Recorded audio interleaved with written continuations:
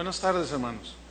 Abran su Biblia, por favor, en Apocalipsis capítulo 3, versículo 15. Continuamos con la serie El verdadero evangelio. Y el tema de esta tarde, con interrogación, iglesias influyentes, así se llama. Apocalipsis 3, 15 y 16. Voy a leer. Dice Jesús: yo conozco tus obras, que ni eres frío ni caliente. Ojalá fueses frío o caliente. Pero por cuanto eres tibio, y no frío ni caliente, te vomitaré de mi boca. Esos versículos son fuertes. La meta de una iglesia al gusto del cliente, como vimos hace 8 días, para ellos el crecimiento de este tipo de iglesias es a como dé lugar. No importan los medios. Si funciona, pues vamos a hacerlo. Más bien deberíamos de preguntarnos todos, ¿es bíblico el método? ¿Qué dice la Biblia al respecto? ¿Tiene sustento bíblico? ¿La Biblia justifica los medios para llegar a un fin? La respuesta es no. Muchos pastores de hoy, gente que se dice ministro del evangelio, parecen hoy más ejecutivos o directores, empresarios, tienen más finta de políticos, de coordinadores de eventos, que de heraldos del evangelio. Porque su cerebro inteligente les dice, mira, si funciona en el mundo, va a funcionar dentro de la iglesia. Pero hermanos, la iglesia no es un club, la iglesia no es un foro político. Yo sé de iglesias que hicieron campaña política y el pastor por delante. Ahí hay doble violación, una a la Constitución mexicana y otra a la palabra de Dios, porque el púlpito no es un foro político para promocionar a ningún político. La iglesia no es ninguna cafetería, no, hermanos, la iglesia es el cuerpo de Cristo, que se reúne para adorar a Dios, para escuchar el mensaje de Dios. Fíjese, en una versión de la Biblia que tengo por allí, dice en Efesios 4, 11 y 12, ustedes conocen estos versículos, dice que Él mismo constituyó a unos ejecutivos, así dice, y a otros empresarios, y a otros políticos, y a otros coordinadores de eventos, y a otros directores. Bueno, es una versión que tengo por ahí media herética. Han de ser la que están usando muchos ahorita. Porque la Biblia dice que Él mismo, Jesús, constituyó a unos apóstoles, profetas, evangelistas, pastores y maestros, para que estos hicieran un trabajo esencial, medular, perfeccionar a los santos, a los creyentes, perfeccionarlos. ¿Qué es esta palabra perfeccionarlos? Capacitarlos, enseñarlos, instruirlos, dirigirlos, pulirlos, ajustarlos. Eso significa perfeccionar. Y la palabra de Dios es la única que nos da vida eterna, que nos va puliendo, que nos va perfeccionando, que nos va dando un entendimiento, que nos da sabiduría y muchas otras cosas. De manera que si no se predica el evangelio, no hay formación cristiana, no hay formación de carácter. Hoy el énfasis de muchas iglesias es la multiplicación y no la formación de creyentes, no el hacer discípulos. Les importa llenar los auditorios a como dé lugar, y esto mete a las personas en una opresión tal que me enteré de una situación que sucedió en la ciudad de Miami, en los Estados Unidos. El creador del G12, uno de sus líderes se suicidó porque como no daba resultados que este hombre exige, se sintió tan presionado que se suicidó. Y ahí ya está grave la cosa, hermanos. Ahí ya está grave, y esto tiene que ser denunciado, esto tiene que ser proclamado y tiene que ser evidenciado de que no es así el patrón de la Biblia. La Biblia dice en Hechos 2:42, y perseveraban en la doctrina de los apóstoles, en la comunión unos con otros, en el partimiento del pan y en las oraciones. Y debo decirles que la iglesia debe ser un lugar donde la proclamación del evangelio debe ser central, es medular. No hay otra manera en que nosotros seamos madurados, edificados, capacitados, sino es a través de la predicación del Evangelio, porque es la palabra de Dios que nos da vida, es la palabra de Dios la que va puliendo nuestras áreas débiles, es la palabra de Dios que actúa en nosotros los creyentes.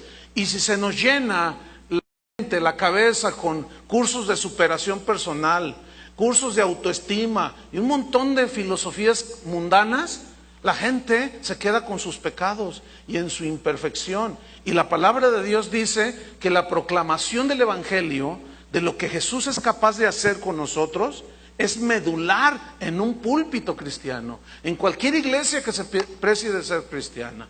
Vamos a ver lo que dice Pablo al respecto. Vamos a 1 Corintios capítulo 1, versículo 23.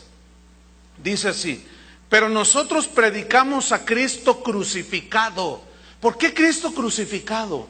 Porque justamente fue el sacrificio de Jesús el que al creer una persona le da vida eterna, casi nada, vida eterna. Piensa en un momento en eso.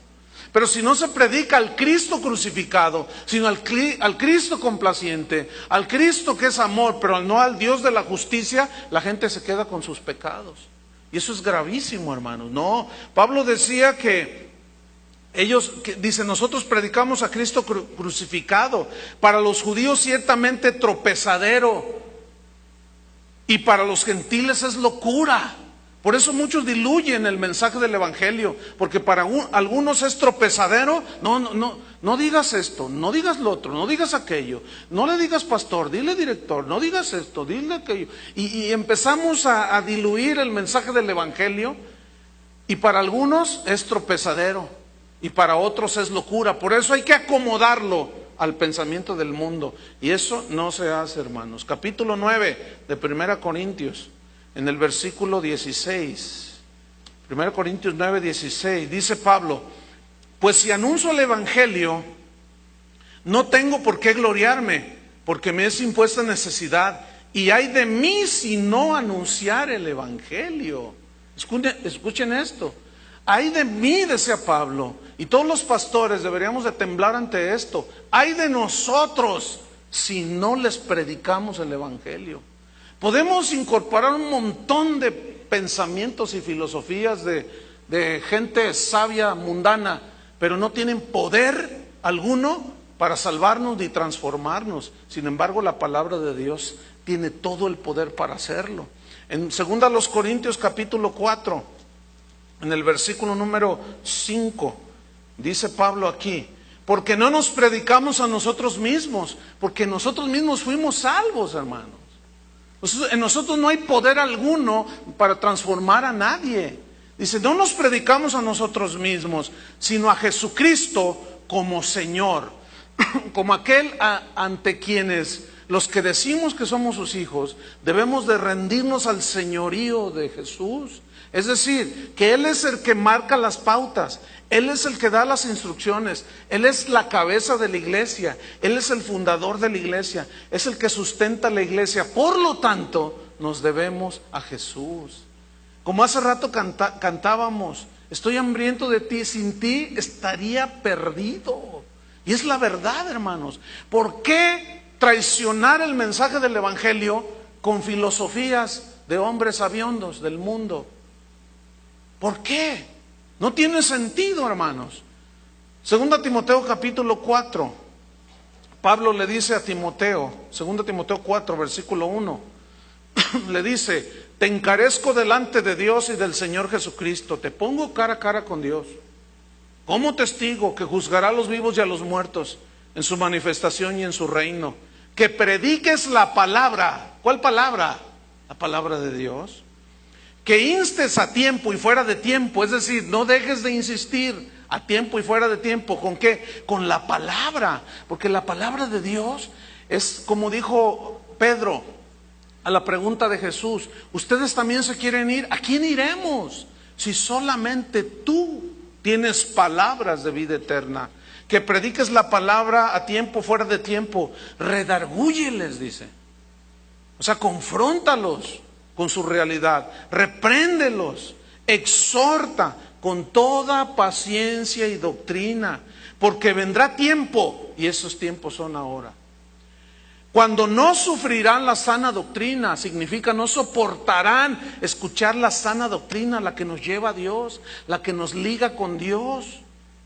No les gustará la sana doctrina, sino que teniendo comezón de oír, se amontonarán maestros conforme a sus propias concupiscencias y apartarán de la verdad del oído y se volverán a las fábulas.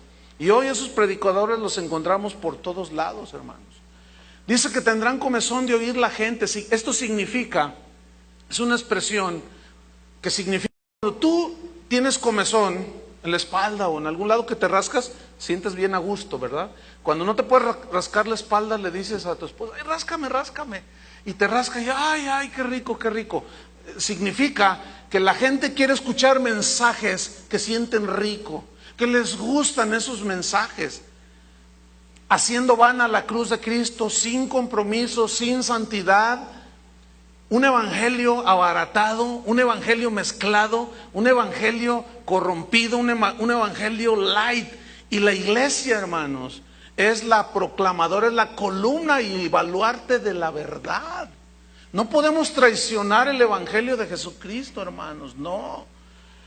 La iglesia de Cristo no está en competencia con el mundo.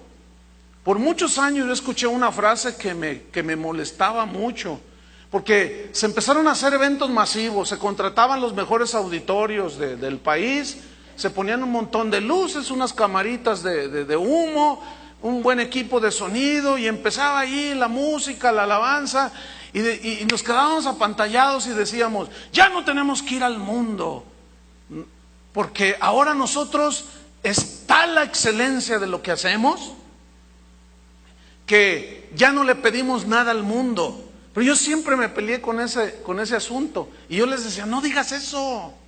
¿Por qué? Mira, la realidad, y sigue siendo esa realidad, estoy hablando de hace 20 años, pero sigue siendo la misma realidad. Los mejores músicos del mundo siguen siendo mundanos.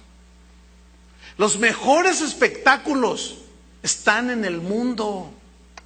Cuando nosotros decimos algo como eso, nos vemos ridículos. Cuando esa gente que conoce de escenografías, de cosas artísticas, ve lo que hacemos los cristianos y luego nos jactamos y no le pedimos nada al mundo, nosotros lo hacemos con excelencia, ellos nos miran así, se ríen, se burlan y dicen, híjole, qué gente tan más rara, si esto que están haciendo es de ratones. Pero saben una cosa, hermano, nosotros no estamos para competir contra el mundo. Cristo jamás dijo, ustedes van a competir contra el mundo, nunca dijo eso. Él dijo, ustedes van a ser la luz del mundo. Pero ahora las cosas se han invertido y el mundo vino a ser luz para la iglesia, de tal manera que hoy adoptamos lo que el mundo hace y lo metemos dentro de la iglesia, con tal de ganar gente. Ayer un joven me dijo, pastor, dice, es la tercera vez que vengo a esta congregación porque tengo una confusión en mi mente.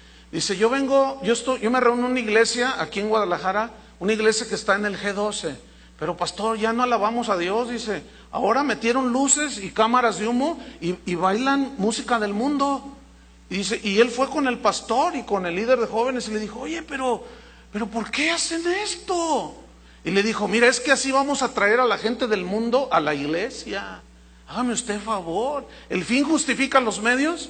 Por supuesto que no. Ahora tenemos que valernos de las artimañas del mundo para atraer a la iglesia, a la gente a Cristo. Eso es una falacia, es una mentira. Y muchos están comiendo ese pirulí y se están deleitando con él, y es una mentira del diablo eso. Escuche bien lo que voy a decir. Cuando músicos famosos supuestamente se convierten, cuando artistas famosos, personajes famosos, supuestamente se convierten y toman el lugar de la predicación y del predicador en un púlpito, en ese momento el evangelio se está diluyendo. ¿Por qué? Porque ¿qué puede decirnos un famoso que tiene 2 meses de convertido? ¿Qué nos puede decir? ¿Qué puede enseñar? Nada, absolutamente. Pero el asunto es este: los pastores, ¿por qué cuando un famoso se convierte en alguna de las iglesias, por qué a la semana, 15 días ya lo tienen predicando? en el púlpito. ¿Por qué le sueltan el púlpito? ¿Saben por qué? Porque ellos piensan que teniendo un personaje famoso, eso va a atraer gente a la iglesia. Pregunto, esta pregunta ya lo hice en todas las reuniones que hemos tenido, la de ayer, las de hoy y esta reunión de esta hora. ¿Cuántos de ustedes se convirtieron por el testimonio de Yuri? Levante la mano. ¿Hay alguno que se haya convertido? ¿Quieren voltear a ver? No hay una sola mano levantada. Sin embargo, fíjense, con esto ya son más de 5,000 personas a las que yo les pregunté. ¿Alguno de ustedes se convirtió con el testimonio de Yuri? Ninguno levantó la mano. Todo eso fue tiempo perdido. Ahora, supuestamente se convirtió un muchacho llamado Ernesto D'Alessio. El muchachito apenas tiene 3 meses de convertido y ya lo tienen dando consejos bíblicos, hermanos, por el amor de Dios. Ya lo tienen testificando y dando predicaciones según él. Eso no se hace. El muchacho está más confundido que los del Atlas que ganaron ayer 4-0. Y ya se pone a dar el muchachito convertido, no como sea. Vamos a suponer que se convirtió de veras. Ya lo ponen en un púlpito a dar consejos de la Biblia, hermanos. Cuando el muchacho viene de toda la basura ya del mundo. Eso no se, la Biblia es clara. Dice, no un neófito, no uno nuevo. No sea que envaneciendo se caiga en la condenación del diablo. ¿Qué va a enseñar un muchachito? O cualquier un hombre. Mire, si se convirtiera Vicente Fernández aquí, yo lo sentaba 15 años. Y todavía me iba a esperar a ver si era la voluntad de Dios que él hablara desde acá. Pero los pastores asumen que por ser un futbolista famoso, que por ser un político famoso, por ser un personaje famoso, automáticamente es digno de pararlo en un púlpito. Y el evangelio se diluye, se corrompe. Pero ¿sabe qué está detrás de eso? El interés de los pastores para atraer gente. Por eso ha dado pie a que muchos ministros, en lugar de proclamadores del evangelio, parezcan coordinadores de eventos, parezcan gerentes de una empresa. ¿Por qué? Porque se enfocan al mercado, y al mercado hay que ofrecerle un buen producto. Y si tú les pones a Maradona convertido a que dé su testimonio, imagínense cuánta gente va a jalar, dicen ellos. El chiste es meter gente a como dé lugar. ¿Cuántos se acuerdan de José Luis el Puma Rodríguez? ¿Qué pasó con él? Nada. Apenas se convirtió, ya lo tenían testificando. Apenas se convirtió, ya estaba dando conciertos cristianos, por el amor de Dios. Y hoy toda esa gente son vergüenza para el evangelio, porque no solamente no pasó nada, sino que hoy están peor, divorciados, haciendo sus rollos, y es horrible, hermanos. Pero escuchen, los culpables somos nosotros los pastores, que castigamos con otro afán que no es el de Dios, de supuestamente atraer gente para Cristo. No. Lo importante no es el mensajero, sino el mensaje. Eso parece una contradicción, pero escúcheme, el asunto es que hoy se sacrifica el mensaje para presentar al mensajero. Hoy es más importante el mensajero que el mensaje. O sea, con tal de que sea famoso, que diga lo que diga, hombre, ahí lo instruimos. Mira, diles, porque de tal manera amó Dios al mundo, apréndelo y se lo sueltas ahí. Porque, mira, va a testificar Pablo Casillas, Pancho Casillas, el de la botadera, ¿no? Va a testificar, se convirtió. Y entonces, mira, va a haber el futbolista fulano de tal, va a dar su testimonio. Y eso pensamos que jala a la gente y convierte a la gente en ranas. Qué bueno que ninguno de ustedes se convirtió con uno de esos testirrollos que se estilan hoy en la iglesia cristiana. Ese no es lo que Dios había diseñado. Dios diseñó que hubiese apóstoles, evangelistas, pastores, maestros, para que ellos predicaran el evangelio de Jesucristo. Nunca se ve en la Biblia que las reuniones de la iglesia se usen para que esta gente testifique. Nunca se ve en la Biblia. Además, que vaya y le testifique a todos sus compañeros de Televisa que cómo necesitan a Cristo. Pero en un púlpito jamás. Al menos en este lugar usted jamás verá un famoso. Jamás. Aunque se convirtiera Pavarotti, lo sentamos allí 10 años a ese. Gente tan, pues todo, como todos éramos, corruptos, envueltos en el pecado, salvados, y a los 3 días ya están en el púlpito. Eso no se vale, hermanos. Entonces, hoy se habla más de los dones y talentos del artista, el carisma de un famoso, o a veces hasta de un predicador, que de los méritos de aquel que nos rescató de la condenación del infierno. Primera de Pedro 2:9, no lo busque, dice que nosotros somos real sacerdocio, nación santa, pueblo adquirido por Dios, para que anunciéis las virtudes de aquel que nos llamó de las tinieblas a su luz admirable. ¿Para qué somos llamados y pueblo santo y adquirido? Para anunciar las virtudes de aquel, de ningún hombre, las virtudes de aquel. Pero cuando nos hacemos nuestros becerros de oro, Israel, estos son tus dioses, entramos en ese nivel de idolatría, hermanos.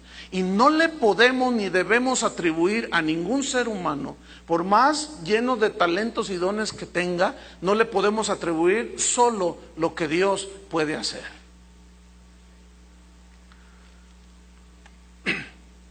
¿Qué más, hermanos? Miren, nosotros, la iglesia de hoy, la iglesia de Cristo, no necesita métodos astutos, no necesita testimonios de famosos para la proclamación del evangelio. No, hermanos, lo que necesitamos es predicar a Cristo, no sacar por delante como un gancho, como carnada a la gente. No, hermanos, no. Lo que debemos hacer es la proclamación del evangelio. Y el evangelio, el personaje central es Jesucristo, nadie más. Primera de Corintios capítulo 1, en el versículo número 11. Primera de Corintios 1:11. Dice Pablo aquí a los corintios: porque he sido informado acerca de vosotros, hermanos míos, por los de Cloé, que hay entre vosotros contiendas. Quiero decir que cada uno de vosotros dice cosas como esta: yo soy de Pablo. Otro dice, y yo soy de Apolos. Y otro dice, y yo de Cefas. Y yo de Cristo, dice otro. O sea, para mí Pablo es el mero. No. Mira, Apolos es poderoso en las escrituras y la predicación. Y otro dice, no, yo soy fan de San Pedro, porque ese con la sombra cura. Y ahí estaban peleándose los corintios, ¿verdad? Con sus preferidos. Y fíjate lo que dice en el versículo 13. ¿Acaso está dividido Cristo? La respuesta es no. ¿Fue crucificado Pablo por vosotros? La respuesta es obvia, no. Entonces, ¿qué están molestando, corintios? Hablan como si ustedes fueran míos, como si yo hubiera hecho algo por ustedes. Yo no hice nada por ustedes, simplemente sembré la semilla. Eso fue todo. No me atribuyan a mí nada. Eso no es el evangelio, hermanos. Dice, o fuisteis bautizados en el nombre de Pablo. No, Dios nos libre. Dice Pablo, pues no, ¿qué les pasa? Versículo 17. Pues no me envió Cristo a bautizar, sino a predicar el evangelio, no con sabiduría de palabras, para que no se haga vana la cruz de Cristo. Fíjate, el mensaje aquí, la frase sabiduría de palabras significa argumentos carnales, argumentos del hombre caído, argumentos del hombre que por más sabio que sean, no tienen el poder para cambiar una persona, hacerla nacer de nuevo o transformar su carácter y su vida. No, dice Pablo, no, a mí se me encomendó predicar el evangelio, pero no con palabras de sabiduría, para que no haga vana, inútil la cruz de Cristo. Déjame contarte algo que me pasó hace unos años, estando en la ciudad de Madrid, en España. Bueno, fue un viaje un poco largo y ya habíamos predicado en varias congregaciones. Y la última semana que estuvimos fue en la ciudad de Madrid, y allí fui invitado a predicar en una iglesia donde un misionero que nos acompañó en este viaje me dijo, Pastor Chuy, me dice, ¿te invitaron a tal iglesia a predicar el domingo? Le decía, allí voy a compartir. Dice, ¿sabes qué, Chuy? Tienes que prepararte muchísimo, porque esa congregación tiene una particularidad. Ellos son gente muy educada y muy intelectuales son ellos.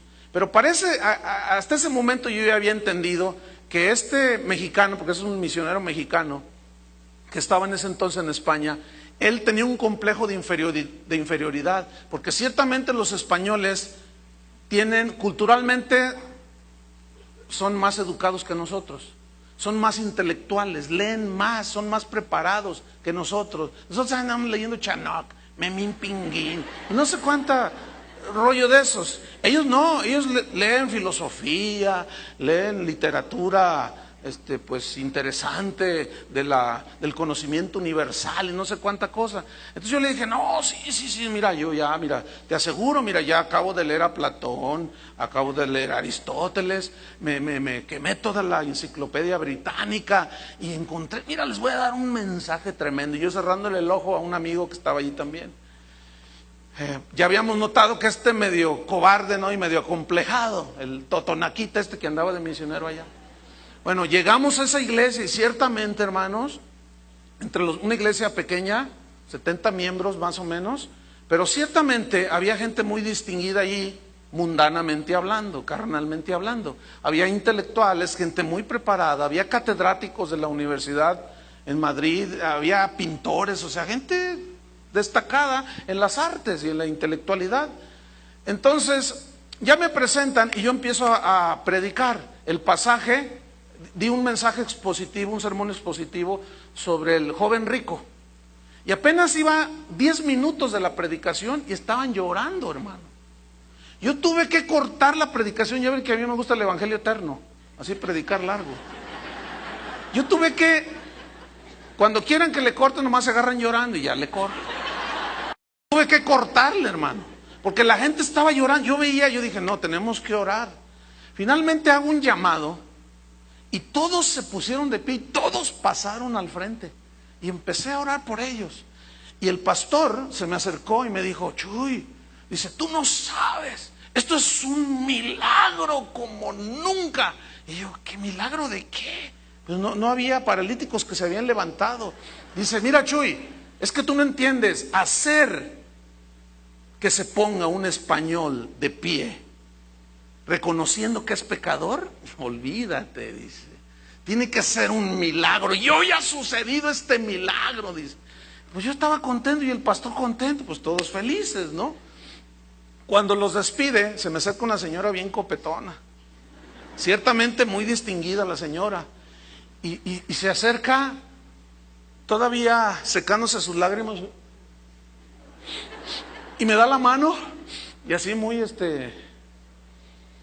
delicadamente, y me dice, pastor, muchas gracias por el mensaje. Dice, Dios tocó mi vida, eso era lo que necesitábamos. Y luego voltea con el pastor enfrente de mí y le dice, pastor, estamos cansados de mensajes intelectuales, predíquenos la Biblia. Y al rato en eso llega otro hombre y le dice lo mismo, pastor, miren, lo que necesitamos es la palabra de Dios. Y luego yo después le dije, oye, ¿qué les predicas? ¿Se quiere poner a su nivel? Palabras vanas de humana sabiduría que hacen vana la cruz de Cristo, hermanos. Y el que no se conforme con las sanas palabras de nuestro Señor Jesucristo, nada sabe, está enorgullecido y enloqueció. Eso dice Pablo. Capítulo 3 de 1 Corintios. Fíjate, dice en el versículo 5, 1 Corintios 3:5, ¿qué pues es Pablo? ¿Y qué es Apolos? Solo somos servidores. Mira, fíjate bien lo que te voy a decir. Ese joven que está allí parado en la puerta, ese es mi guardaespaldas. Al que quiera algo contra mí, ahí no, miren, escúchenme bien lo que voy a decir.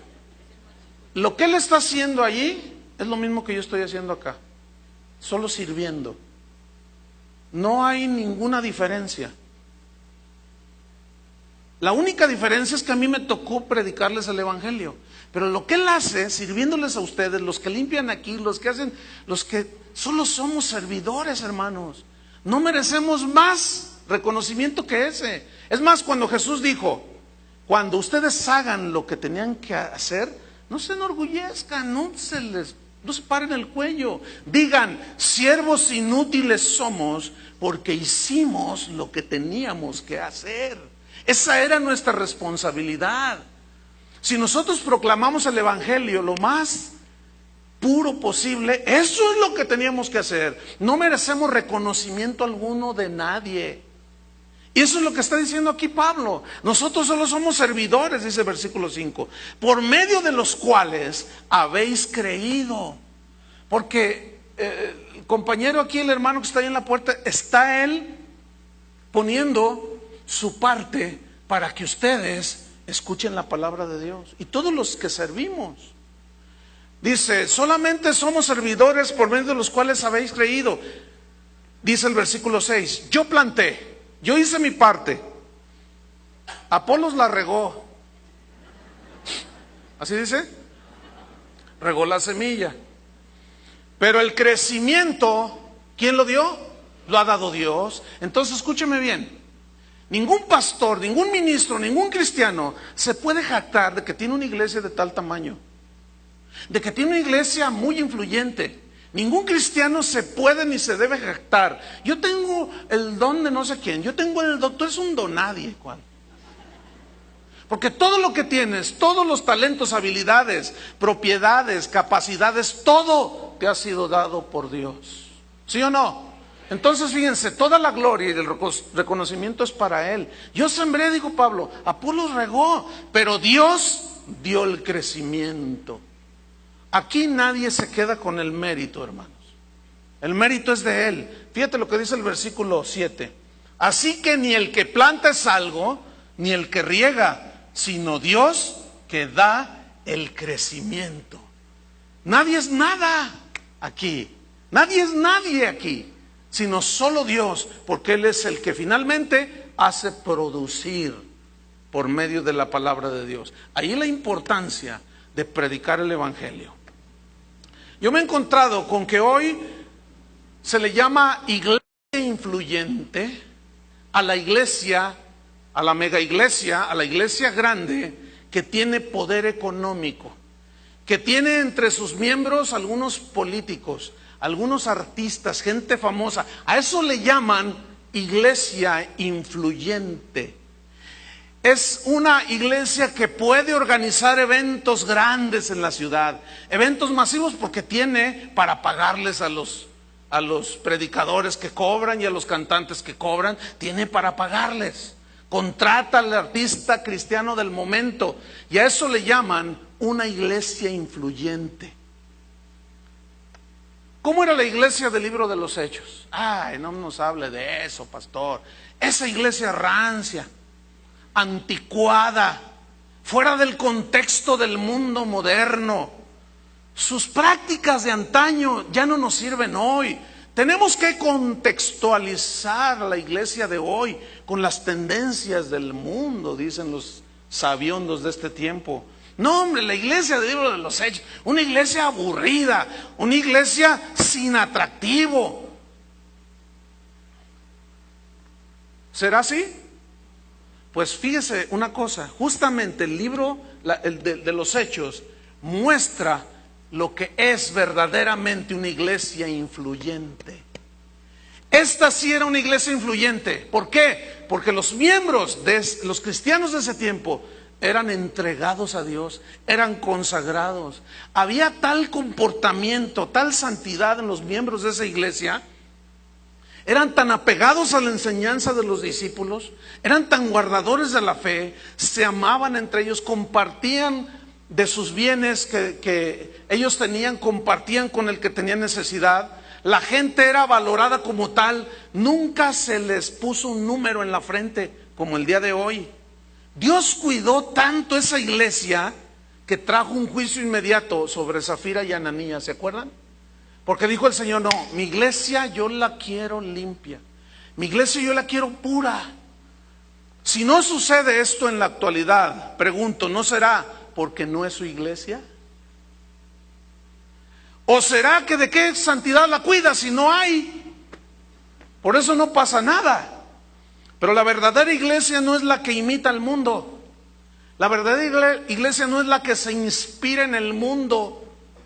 La verdadera iglesia es la que imita a Jesús. Es la que sigue su ejemplo. Es la que se inspira en Jesús.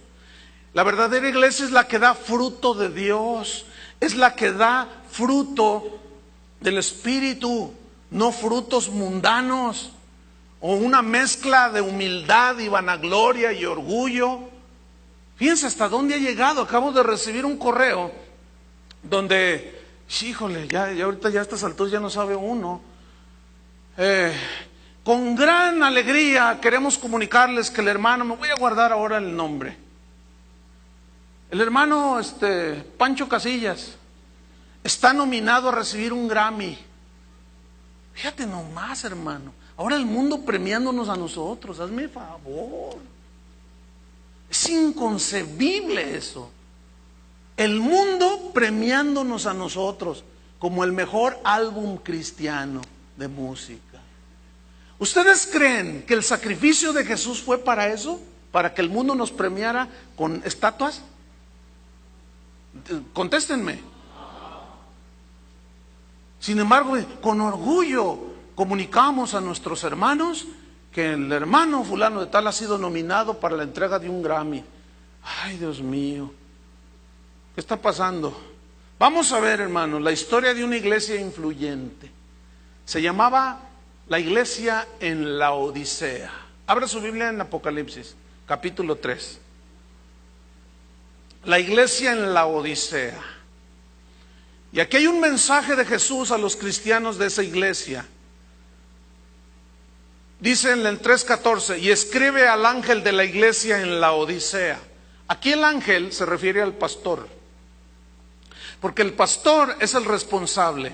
Fíjate, el estado espiritual de una iglesia es responsabilidad del pastor, por lo que predica, por el ejemplo que da, por cómo los guía en los caminos de Dios.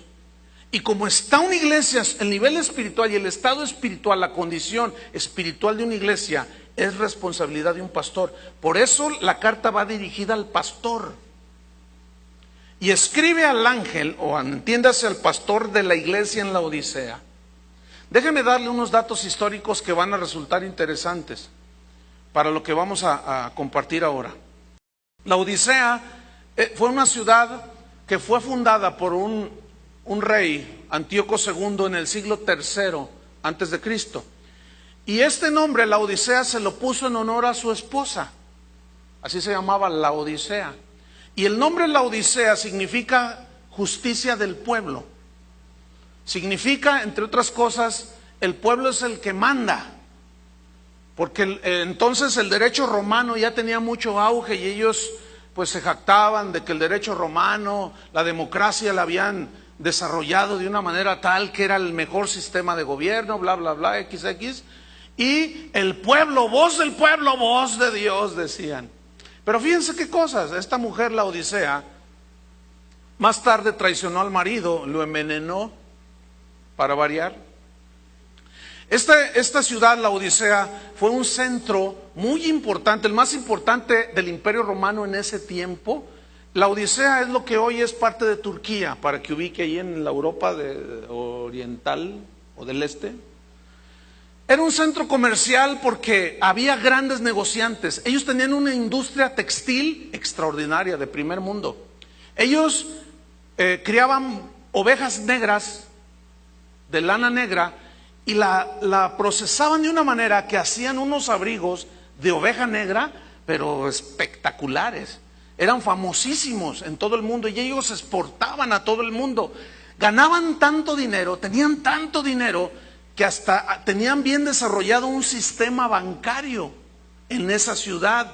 Había grandes negociantes, tenía, entre otras cosas, la mejor escuela de medicina del mundo entonces conocida, la universidad en la Odisea, porque allí los médicos, los oculistas, inventaron lo que se conoce como el colirio, que en ese tiempo era una maravilla, era como una cura para el cáncer. Inventaron esta medicina y era una maravilla para la curación de las enfermedades de los ojos, porque aclaraba cualquier infección y todo, echaba un poco de colirio y ya la gente se sanaba y veían, hombre, ellos se sentían, pero pues estaban a la vanguardia en todo el desarrollo y el progreso del mundo moderno de aquel entonces. Un día llegó un tiempo en que un hombre llamado Epafras, cristiano, Pablo lo conocía, fue comisionado y llegó a la Odisea y comenzó a predicar y la gente se empezó a convertir y ahí fundó una iglesia este hombre, este cristiano llamado Epafras. Otra de las características de esta ciudad era que tenían unos baños públicos. En aquel entonces eran famosísimos los baños romanos, eran termas, lo que hoy se conoce como spas, el mejor spa del mundo, ¿sí? Y entre otras cosas tenían teatros, pero con una arquitectura griega, helénica maravillosa. Había estadios, había gimnasios. Total, era una maravilla de ciudad. Y los cristianos la gente que se empezó a convertir, que vivían en la Odisea, recibieron a Jesucristo. Fueron limpiados de sus pecados. Pero fíjese lo que sucedió. Jesús les reprocha algo a los cristianos de la Odisea. Versículo 14, les dice: escribe el ángel de la iglesia en la Odisea, he aquí el amén, el testigo fiel y verdadero, el principio de la creación de Dios, dice esto. Y utiliza Jesús mismo 3 títulos. Dice el amén, que significa que en Cristo se cumplen todas las promesas de Dios. Cristo es el sí y amén en las promesas de Dios. Sin Cristo, toda esa herencia espiritual que Dios tenía para nosotros, sin Cristo no se hubiera hecho efectiva en nosotros. Entonces, da el mensaje y le dice: dile al pastor de la iglesia, el amén, el que hizo cumplir todas las promesas de Dios. Casi nadie, ¿no? El dueño de la iglesia. Y luego le dice, el testigo fiel y verdadero. ¿Por qué? ¿Qué significa esto? Que nunca traicionó el mensaje del evangelio. Fue un testigo fiel del mensaje de Dios. Nunca lo diluyó, nunca lo mezcló. Fue tal y como el Padre dijo: el que crea se salvará y el que no crea se condenará. Nunca lo diluyó, nunca lo disfrazó, nunca le puso pensamientos aristotélicos o platónicos. Nunca. Era el mensaje de Dios, la palabra que había salido del corazón de Dios. Por eso Jesús mismo dice, el testigo fiel y verdadero. Y el tercero dice, el principio de la creación de Dios. Significa el que tiene la preeminencia sobre la iglesia. En otras palabras, el fundador de la iglesia. ¿Quién es cabeza de la iglesia? Cristo. El fundador de la iglesia, el Señor de la iglesia. Jesús dijo que las puertas del infierno no prevalecerían contra la iglesia. Él dijo, yo edificaré mi iglesia. ¿Se acuerdan de eso, Mateo 16? Yo edificaré mi iglesia, dijo Jesús. Y aquí yo me encontré durante esta semana algo que Dios me mostró. Me dijo, mira Chuy, muchos pastores, muchos de ustedes están en competencia conmigo. Porque Él es el que va a edificar la iglesia. ¿En base a qué? A la proclamación del evangelio que nosotros hagamos. Porque cuando un predicador habla la palabra de Dios, el Espíritu Santo toma esas palabras y les da vida y las planta en el corazón de los creyentes. Y esa palabra trae fruto a su tiempo. Pero si no se predica la palabra de Dios, no hay vida, no hay transformación. Entonces el Señor me mostraba y decía, mira, muchos de mis pastores están en competencia conmigo. Quieren edificar la iglesia con pensamientos, sistemas y métodos del mundo. Y yo la quiero edificar con mi palabra. Santifícalos en tu verdad, tu palabra es la verdad. Y ustedes quieren hacerlo con métodos del mundo, con sistemas adoptados de mercadotecnia mundana, y ustedes quieren edificar y hacer crecer la iglesia. El Señor añadía cada día a los que habían de ser salvos. ¿Quién los añade? ¿Mi predicación elocuente? No. El Padre. ¿En base a qué? A la predicación del evangelio. ¿Cómo invocarán? El que invocar el nombre del Señor será salvo. Decía Pablo a los romanos en el capítulo 10. Pero ¿cómo invocarán a aquel del cual no han oído? ¿Y cómo oirán sin haber quien les ¿qué? Predique. Otra vez, la centralidad del mensaje: predicar el evangelio. No entretener a la gente, no a divertirse, no es un club aquí, no es un centro social, no, para nada. Entonces Jesús comienza así en el versículo 14. En el 15, versículo 15 dice: yo conozco tus obras. En otras palabras, yo conozco tu motivación. Yo conozco por qué haces lo que haces. No hay nada que podamos esconderle al Señor, absolutamente. En la segunda parte del versículo 15 dice: yo conozco tus obras. Mira, yo conozco que no eres ni frío ni caliente. Ojalá, dice, fueses frío o caliente. Miren, esas frases que usó Jesús a los cristianos en la Odisea van a cobrar sentido cuando yo les comparta un dato histórico muy interesante. Recuerden que ellos tenían balnearios, termas, spas, que hoy les llamamos así. Y ellos se jactaban de todo ese progreso que tenían y eran muy populares esas termas. Entonces la gente iba y se bañaba y se relajaba y les daban masaje y todo el asunto.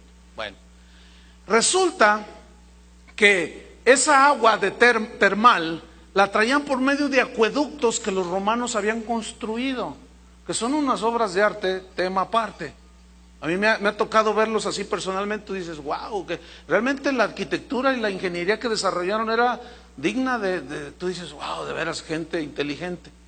Bueno, en traer el agua de termal que se distribuía en los diferentes balnearios de la ciudad de la Odisea, en ocasiones también ellos tenían otros acueductos de agua fría, que era agua para beber y hacer otros enseres, ¿verdad? Del hogar, etcétera. Pero a veces el agua se mezclaba.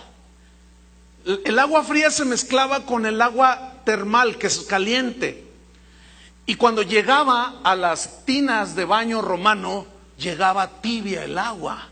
Entonces cuando la gente llegaba y se metía, se molestaban y decían, está tibia el agua. El agua para bañarnos debe ser caliente. ¿Por qué se entibió el agua? Porque había una mezcla de frío con caliente y se entibiaba. Y esa agua no servía ni para bañarse ni para tomar, porque el agua fresca para beber y quitar la sed es lo mejor, ¿no es cierto?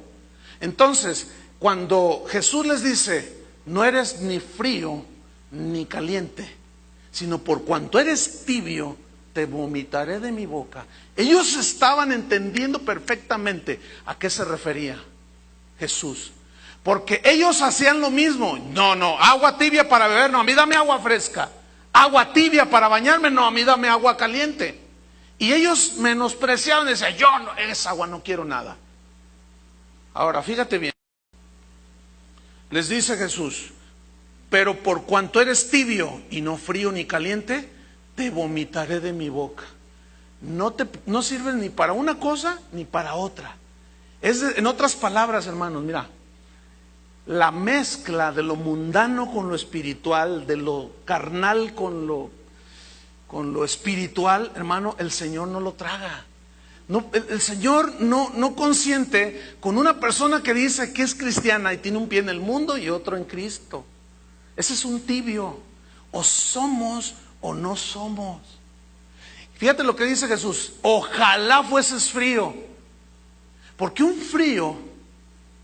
de un frío San Pablo, Jesús hizo un gran apóstol, porque hizo una obra con él y él se arrepintió y se entregó.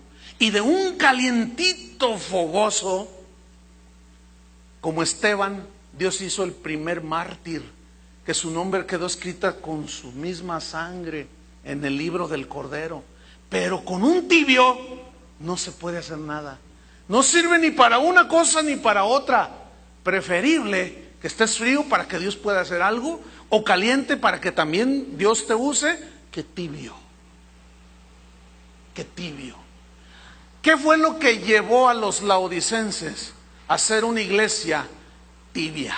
Que el Señor dijo, estoy a punto de vomitarlos. Eso es duro, eso es fuerte. Sin embargo, ellos se creían una iglesia influyente. ¿Por qué? Fíjese, vamos a seguir leyendo. Todo el materialismo, la autosuficiencia, orgullo espiritual, estaban entibiando la comunión con Jesús. Fíjate lo que dice en el versículo 17. Porque tú dices, yo soy rico y me he enriquecido. Fíjate, ellos tenían la palabra de fe. Ellos tenían la confesión positiva. Tú confiesa que eres rico y rico serás. Confiesa y recibirás. ¿Por qué tú dices, yo soy rico? Pero ¿sabes una cosa, hermano? Jesús les había dicho, por cuanto eres tibio te voy a vomitar de mi boca. Escuchen bien, un evangelio diluido, un evangelio light, ligero, sin compromiso, un evangelio rebajado, un evangelio abaratado, haciendo vana la cruz de Cristo, y un evangelio libertino que permite de todo, le da asco a Jesús. Porque no es el evangelio de nuestro Señor Jesucristo. Y le dice, por cuanto eres rico y me he enriquecido. Tú dices, yo soy rico y me he enriquecido. Qué increíble, hermanos, ver en los púlpitos y aún en la televisión pastores que se jactan de que son ricos, de que tienen jet privado, y lo que es más vergonzoso para ellos y al evangelio, y quienes lo siguen, se burlan de los pobres. Yo he visto de esos predicadores, hermano, si usted es pobre es porque usted anda mal con Dios, pero yo soy rico, yo hasta avión privado tengo. Dicen, oh, tienes avión privado. Yo soy un hombre rico, prosperado y no tengo necesidad de nada. Yo mismo hago mis propios eventos. No tengo necesidad de nada. Dice en el versículo 17, y de ninguna cosa tengo necesidad. Cuando ellos dijeron, yo soy rico, la palabra griega, ploutos, significa dinero, ricos en dinero y en posesiones materiales, bienes materiales. Ellos ya no necesitaban, no tenían necesidad de nada. ¿Para qué pedían el pan de cada día si tenían ya la cuenta en el banco y sus negocios iban viento en popa? Hoy, hermanos, hay pastores, por eso yo dije parecen más empresarios que proclamadores del evangelio, que aseguran y aseveran y se han metido en el rollo de que la iglesia debe de hacer negocios. Háganme favor. Y todavía lo que es peor, gente que dice, no, si nosotros tenemos a gente rica en la congregación, vamos a hacer una iglesia influyente. No hace mucho, en mayo, un pastor me dijo, fíjate, Chuy, que vamos a levantar una nueva iglesia, pero Dios nos ha dado una visión, dice. ¿Y cuál es esa visión?, le pregunto. Y me responde, la visión es que nos vamos a enfocar a los profesionistas, a los empresarios, a los hombres importantes de la ciudad donde vivo. Le digo, no me digas. Sí, dice, es que ellos son los que tienen el poder económico. Y si nosotros logramos alcanzarlos para Cristo, vamos a hacer una iglesia influyente y poderosa, dice. Le digo, entonces ¿qué vas a hacer con la epístola de Santiago? Donde dice que si tú ves que entra un hombre rico, con vestiduras esplendorosas, y tú le dices, ay hermano, bienvenido, siéntese aquí junto a mí, y ves que entra un pobre por allá y le dices, ese póngamelo allá afuera.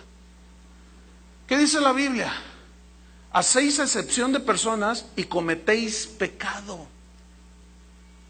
Una vez vino un joven conmigo, un varón. Me dijo, oiga pastor, al final de una reunión, ¿me acepta aquí en su congregación? Le digo, sí, pero ¿quién eres? ¿De dónde vienes o qué? Dice, es que yo vengo, mire, yo trabajo en una mueblería aquí en Guadalajara, es una mueblería muy grande y el dueño es cristiano. Entonces él me empezó a compartir el evangelio y yo creí y me llevó a su iglesia, pero resulta que el pastor se para allí enfrente de todos y dice, esta iglesia es para profesionistas, empresarios, hombres de negocios y gente de clase media alta para arriba. Si usted no entra en este nivel, esta no es su congregación. Y yo me sentí re mal ahí, yo soy cargador, dice. Entonces al final me mandó llamar y me dijo, ¿sabes una cosa? Tú no puedes estar aquí. Pero es que el patrón me compartió. No, mira, yo no puedo no puedes estar aquí, porque nuestra visión no es gente como tú. Dice, pero te voy a dar una dirección, ahí te van a aceptar. Y le dio la dirección de casa de oración.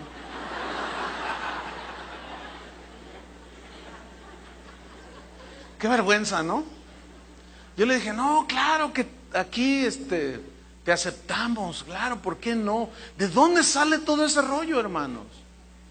¿De dónde? Entonces, no, pues el enfoque es hacia la gente de clase media alta para arriba. Cuando Jesús mismo, Pablo, Santiago dijeron, los pobres siempre los tendrán entre vosotros. ¿No es cierto? Siempre habrá pobres. Entonces, ¿para ellos no es el evangelio? Para ellos no son una buena, digamos, mercancía para obtener. Porque pues, ¿qué van a dar? Pues si son pobres. No, nosotros que necesitamos gente de dinero. Para hacer entonces, porque el que tiene el dinero tiene el poder, dicen. Imagínate un pastor diciendo, el que tiene el dinero tiene el poder. ¿Se acuerdan un rico en la iglesia aburrida del libro de los Hechos? Llamado Simón, que le dice a Pedro, oye, ahí te va una lana para que yo le ponga a la gente las manos y reciban el Espíritu Santo. Le quiso comprar. El dinero es poder. ¿Y qué le dijo Pedro? Ay, gracias Señor, porque necesitábamos una ofrendita para pintar el templo. ¿Eso le dijo? Le dijo, tu dinero perezca contigo. ¿Qué has creído? ¿Que el don de Dios y las cosas de Dios se compran con dinero? Esos eran los cristianos de aquel. Y los de hoy, no, hay que ir tras la lana, porque el dinero tiene poder. ¿Saben cómo Dios le llama a ese? El Dios de las riquezas.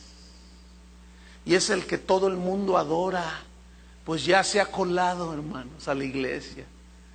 Y los laodicenses comenzaron a adorar a ese Dios, el Dios del materialismo. Comenzaron a adorar el Dios del dinero, de las posesiones, y se jactaban. Yo soy rico, no tengo necesidad de nada. Estos cristianos creían que eran bendecidos por Dios, que sus negocios iban prosperando porque ellos estaban bien con Dios. Ellos asumieron que por el hecho de haber prosperado, Dios los aprobaba. Pero vamos a ver que no fue el caso.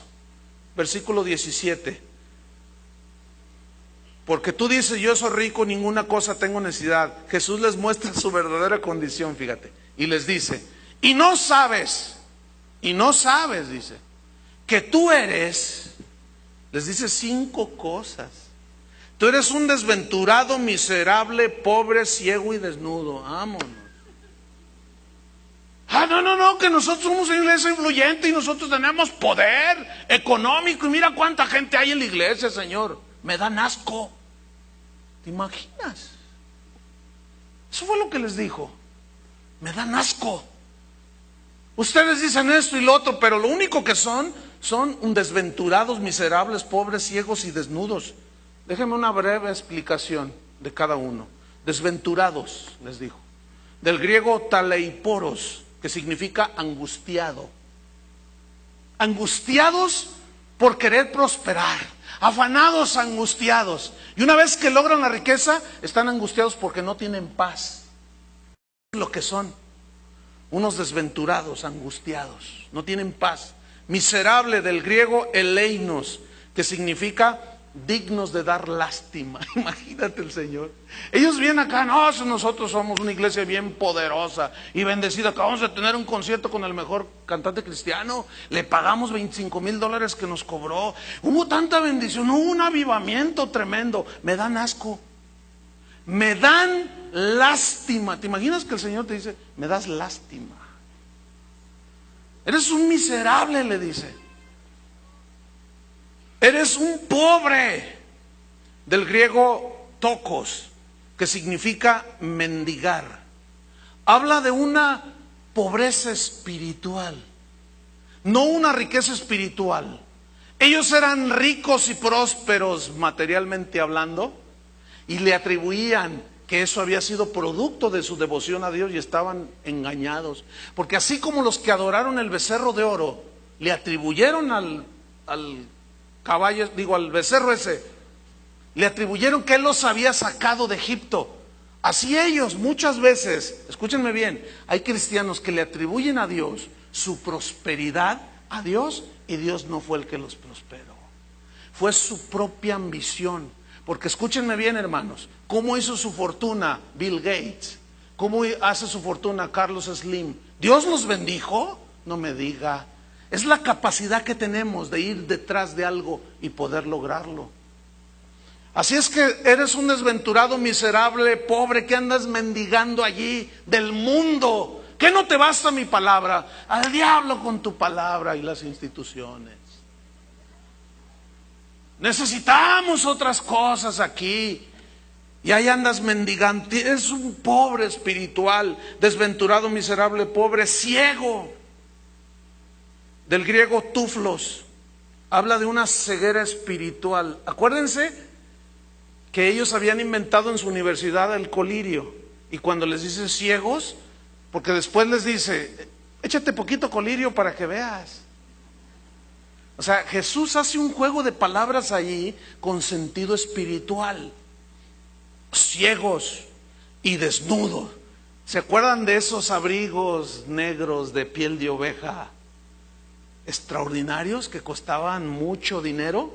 Ustedes están desnudos. ¿Creen que porque traen esas vestiduras están bien vestidos? No, ustedes están carentes de verdadera vestidura espiritual. Aquí viene una pregunta. ¿Cuáles son nuestras riquezas? ¿Dónde están nuestros tesoros? Jesús dijo, donde está tu tesoro, ahí está tu corazón. Si tu corazón está en las cosas de aquí de la tierra, ahí está tu tesoro. Si tu corazón está en Cristo y en las cosas que no se ven, ahí está tu tesoro, en lo que verdaderamente vale la pena. Deberíamos de hacernos una pregunta. ¿Me siento autosuficiente? ¿No necesito a Dios? Fíjense lo que voy a decir. Un pastor que adoptó el G12, cuando estaba instruyendo a su congregación, y esto me lo dijo uno de los líderes de ese pastor, o sea, no estoy inventando. Me dijo, bien triste, ¿qué crees que acaba de decir mi pastor, Chuy? ¿Qué dijo? Como estamos entrando en la onda esa del G12, nos dijo, escuchen bien, si nosotros hacemos al pie de la letra todas las instrucciones del sistema G12, va a llegar un momento que ni al Espíritu Santo vamos a necesitar.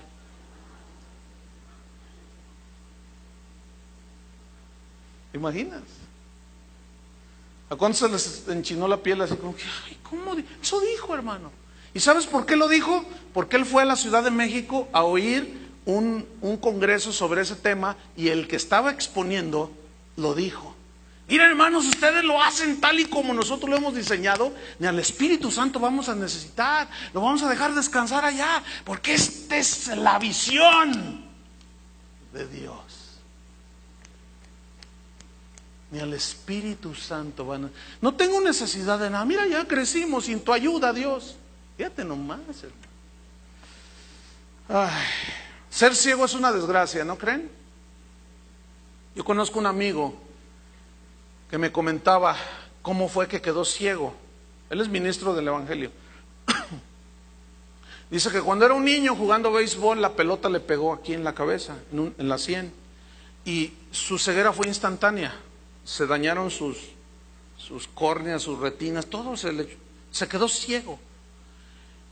Dice que a los 20 años conoció a Jesucristo y él se sentía, pues imagínate, dice él, ¿cómo me sentía yo sin poder ver? Pero cuando conocí a Jesucristo, dice, tú no sabes, pastor, ahora, dice, yo no cambiaría por nada la visión espiritual que tengo en este momento por la visión natural. Porque la visión natural lo único que me hizo ver fue corrupción, pecado, degradación. No quisiera volver a ver, es más, ni oro. Cuando alguien se me acerca, hermano, déjame orar para que Dios te devuelva la... No, hermana, gracias, gracias. Les digo que no, dice él. ¿Tú crees? Yo prefiero que estar así como estoy, ciego, dice. Es más, Chuy, te digo una cosa. Estábamos en una reunión de alabanza en este lugar. Estábamos en ese pasillo. Y me dijo, es más, Chuy, te voy a decir algo. Este lugar está lleno de ángeles adorando a Dios junto con todos los que estamos así. Si tú los pudieras ver y yo. Porque la visión espiritual no se puede comparar, hermanos, con la visión terrenal. Cuando tú puedes ver con visión espiritual, ves todo, hermano. Ves las verdades, ves los engaños, ves todo. Y no hay peor situación que decir veo y no poder ver mi verdadera condición o la condición en la que estás. Es muchísimo peor eso. Por tanto, dice el versículo 18, yo te aconsejo, le dice. Y este aconsejar significa yo te recomiendo, le dice. Que de mí, ¿de quién? De Cristo, no del mejor motivador, no del mejor cantante, no. Yo te aconsejo que de mí compres oro refinado en fuego. Pero ¿cómo comprar? Pues no, que no se vende, pues, Señor. Isaías 55, 1 y 2 dice, venid y comprad sin dinero. Venid y comprad sin dinero vino y leche. Vino se refiere al gozo, la leche, el alimento. Vengan y compren sin dinero. Pero hoy la iglesia de la Odisea se ha hecho tan rica cobrando la entrada a la predicación de la palabra. Esos son adulteraciones del evangelio, hermanos. Te aconsejo que de mí compres oro refinado en fuego. ¿Qué significa esto? Habla de la pureza del oro. Habla de la pureza de corazón que un cristiano debe tener. Habla de la santidad. Habla de verdadera riqueza espiritual. Fíjate en el capítulo 2, versículo 9, qué contraste de iglesia. Esta es la iglesia de Esmirna, 2:9. Dice, yo conozco tus obras y tu tribulación, sufres por causa de Cristo. Y tu pobreza, eran pobres materiales. Pero fíjate lo que viene a continuación, así entre paréntesis. Pero tú eres rico. ¿Ven? ¿Qué es más importante para Dios? ¿La riqueza espiritual o la riqueza material? La riqueza espiritual. Sin embargo, los falsos maestros nos quieren engañar, haciéndonos pensar que nuestra mejor vida está aquí ahora, que Dios nos quiere hacer ricos, hermanos. Sí es cierto, pero espirituales. Es cierto que Dios nos quiere enriquecer, pero con riquezas espirituales, hermano. Entonces le dice, mira, compra vestiduras blancas, versículo 18. Vestiduras blancas para vestirte. ¿De qué color eran los vestidos que usaban ellos, los abrigos? Negros. Y el negro siempre simboliza lo oscuro, las tinieblas. No, dice, compra vestiduras blancas para vestirte, vestidos limpios, lavados en la sangre de Cristo, en la justicia de Dios. No las ropas de lana, no tus buenas e inteligentes ideas, métodos e intenciones. No, dice. Versículo 18.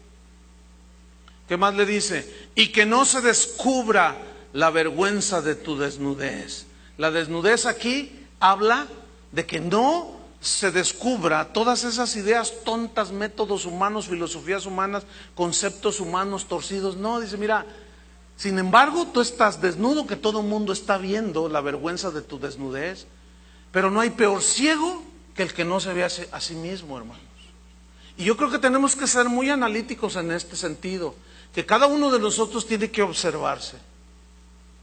Porque una cosa es lo que tú eres y otra cosa es lo que tú dices que eres. A ver si me expliqué. Porque tú puedes decir, no, es que yo esto y esto y esto. Bueno, una cosa es lo que tú dices que eres y otra cosa es lo que en realidad eres. Aquí en este momento tú eres alguien que se comporta bien bonito, se ven bien santos desde aquí. Pero hay algunos que al salir son peor que demonios. Entonces no eres. Tú dices que eres, pero no eres. Y aquí en el cristianismo lo importante es ser. Lo mismo que eres aquí, como hablas aquí, debes de hacerlo allá afuera. ¿Cuántos dicen así debe de ser? Así debe de ser. Como yo vengo y pongo una imagen enfrente de ustedes, así debo ser yo afuera. Si no, no soy. Tengo una máscara, tienes una máscara. Porque tú dices que eres rico, que eres, y no sabes que eres un desventurado, miserable, pobre, ciego y desnudo. Esa era la iglesia influyente, hermanos, de ese tiempo. Vámonos sobre el final. Versículo 19. No, al final del 18 hay una frase que me faltó. No se descubra la vergüenza de tu desnudez y unge tus ojos con colirio para que veas. No, hasta de una manera irónica el Señor les dice, y ponte un poquito de colirio, Tú que te sientes tan, ustedes laodicenses, que se sienten tan orgullosos de ser de esa ciudad tan cosmopolita, pues ponte un poquito de colirio para que veas, le dice. Y dice en el versículo 19, yo reprendo y castigo a todos los que amo. Fíjate, era por amor que les estaba hablando tan duro. Escúchame bien, el evangelio ciertamente son buenas nuevas, pero también es un mensaje que confronta, No nada más es lo bonito de, ay, vamos a vivir en el cielo con una arpita y no sé qué. No, también dice que el que no tome su cruz cada día y sigue en pos de él no es digno de él. Si no tomas tu cruz y caminas como él dijo que debíamos de caminar, negándonos a nosotros mismos, es evidencia de que no has nacido de nuevo y tu destino es el infierno. Si alguien habló del infierno más que cualquiera de los profetas, fue el mismo Señor Jesucristo, hermano. ¿Por qué lo quitamos el tema de nuestros mensajes? Déjeme hacerte una pregunta. Si tú vas en un avión, fíjate bien, van en un avión y de repente se acerca allí una de las azafatas y dice, oiga, señor, fíjese que se le acabó el combustible a la nave y hay 50 pasajeros, pero solamente hay 10 paracaídas. ¿Quiere uno? ¿Tú lo agarrarías o lo dejarías? Pero esa decisión fue en base a lo que te dijo alguien. Mira, nada más hay 10 paracaídas. Ahora, tú te lo pones el paracaídas, ¿no? Y ya te sientes, dices, ay, gracias, Dios mío. Porque pues yo sé que ahorita voy a brincar y no me va a pasar nada. Ahora, escúchame bien. Si hubiera 50 paracaídas y tú supieras que se va a estrellar, ¿tú les dirías a la gente que el avión se va a estrellar? ¿Cómo que no? ¡Qué malvados son! Bueno, algo me ha de estar hablando eso. Que tú estás viendo que la gente se está yendo al infierno y no le dices nada. O no me expliqué bien. O de plano están tapados. Entonces, ¿por qué me dijeron, no les decimos nada? ¡Qué gachos son! ¡Qué malandrines! Yo no soy un pastor orgulloso pensando que gente que sabe que se va a caer el avión no les dice a los otros, ahí hay paracaídas, póntelo. Entonces, si sabemos que la nave se va a estrellar, les vamos a decir, ¿saben qué? Miren, la noticia no es muy agradable, pero se va a caer el avión, somos 50, hay 50 para acá, todos tranquilos, si alcanzamos, a ver, órale, ponte el tuyo, te lanzas y le jalas y te vas a salvar. ¿Lo harías, verdad que sí? Por supuesto que sí. ¿Por qué nosotros quitamos del mensaje el infierno? ¿Por qué quitamos del mensaje la cruz de Cristo?